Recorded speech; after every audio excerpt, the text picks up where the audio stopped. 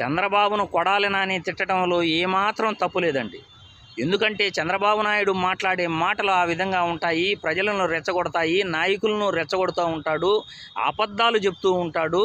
ఆయన అబద్ధాలు చెప్పటం వల్లే ఎదుటి వాళ్ళకి ఆ విధంగా కోపం వస్తుంది. ఉదాహరణకు టిడ్కో ఇళ్ల నిర్మాణం గురించి, ఆ పార్టీలో మేము టిడ్కో ఇళ్ళు ఇస్తే వాళ్ళు రంగులు మార్చి వాళ్ళ పేరు చెప్పుకుంటున్నారు, మాకు పుట్టిన బిడ్డను వాళ్ళ బిడ్డ అని చెప్పుకుంటున్నారు అని చంద్రబాబు నాయుడు అనటం చాలా చాలా దారుణమైన విషయం. టిడ్కో ఇళ్ళకి లక్షల కోట్లు చంద్రబాబు నాయుడు వసూలు చేశాడు.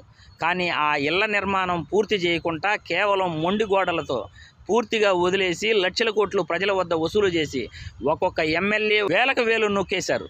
కానీ ప్రజలకు మాత్రం ఇల్లు మాత్రం కట్టివ్వలేదు.